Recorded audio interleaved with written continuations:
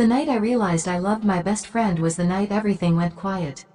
No music, no traffic, no excuses left. We were lying on the floor of my living room, shoulders touching, staring at the ceiling like we always did. She laughed at something small, something forgettable.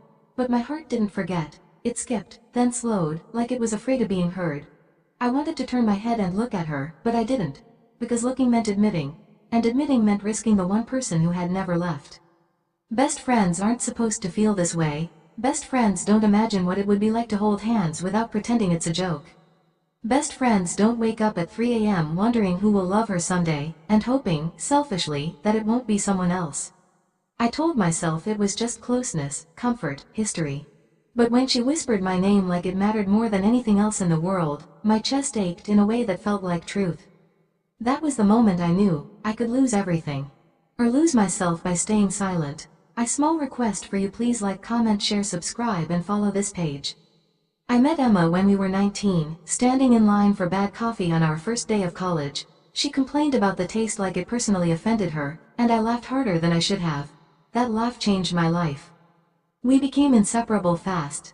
Late-night study sessions turned into late-night confessions. She knew my fears before I said them out loud. I knew when she was pretending to be okay. We shared clothes, secrets, and dreams about a future that always somehow included each other, just never labeled. Everyone called us best friends. We did too. It was safer that way. After college, we moved into a small apartment together. 2 bedrooms, thin walls, and a shared kitchen where everything important happened. Mornings were rushed and messy. Nights were slow and honest. We cooked together, danced barefoot, argued about nothing, and made up without apologizing.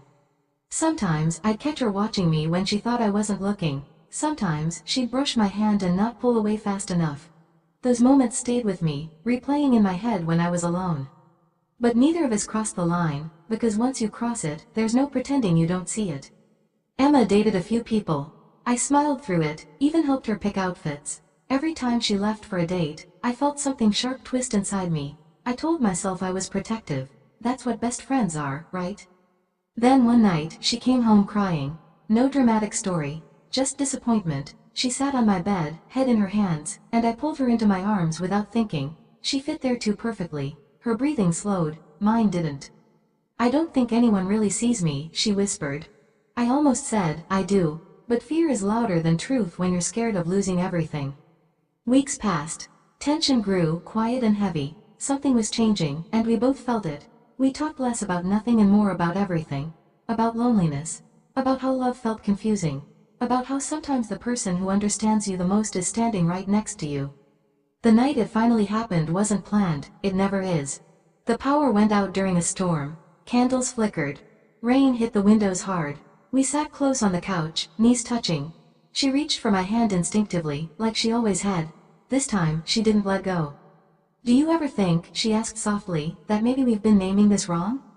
My heart raced. Naming what? She looked at me then, really looked at me, and the world narrowed to that moment. Us. I didn't answer with words. I answered by leaning in, slowly, giving her every chance to stop me. She didn't.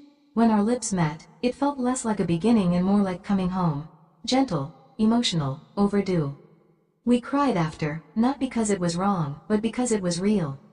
The days that followed were terrifying and beautiful. We talked, a lot, about boundaries, about fear, about what would happen if this didn't work. But the truth was simple. Pretending was harder than being honest. Being together didn't erase our friendship. It deepened it. We were still best friends, just with a love that finally had permission to exist.